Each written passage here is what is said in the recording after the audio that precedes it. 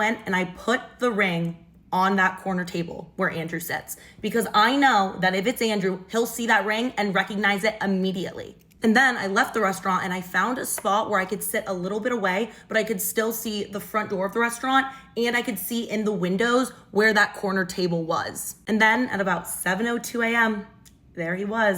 I saw him walking up towards the restaurant, and I can't even describe how I was feeling when I saw him.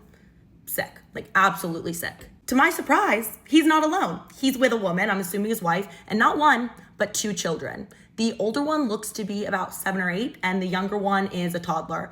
And based on the age of the older kid, yeah, it was born before Andrew and I were together. So he had a full child while he was with me for 3 years. So I watch all of them go inside, and I'm just waiting to see what happens. But immediately the toddler grabs the ring off the table, and then I see Andrew kind of fish it out of his hands.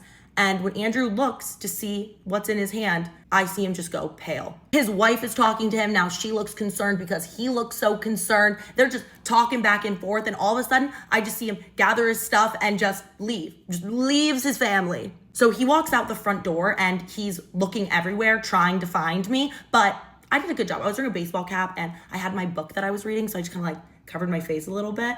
You know, now that I'm thinking about it, I was kind of like one of those stereotypical cartoon characters when they're trying to spy on somebody, but you know what? It worked. He didn't see me. And then he just leaves. He walks back down the road, left his family in the restaurant, and I knew it is Andrew. There's no doubt about it. His reaction to the ring told me everything that I needed to know. And about an hour and a half later, I get a text on my phone from a number that I didn't have with an address and a time, 7 p.m. Oh, he still remembers my number. How romantic. When I get to the restaurant that he sent me, I walk in and he's already there. Seeing him up close for the first time, I can't even describe how I was feeling. It was insane. I walk over to the table. He gets up and starts to go to hug me. I'm like, oh, do not touch me.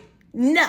And for what felt like forever, we're just sitting there staring at each other, not saying anything. I'm just looking at him because, I literally just thought that he was dead, and now he's right here in front of me, the man that I thought I was going to marry. Finally, he says, so it's really good to see you. How have you been?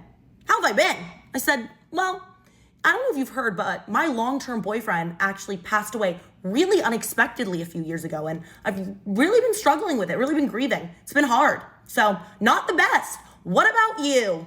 That's when he says, yeah, you know, you deserve an explanation. I was like, yeah, you think? You think I deserve an explanation? And that's when he tells me the most insane thing I've ever heard.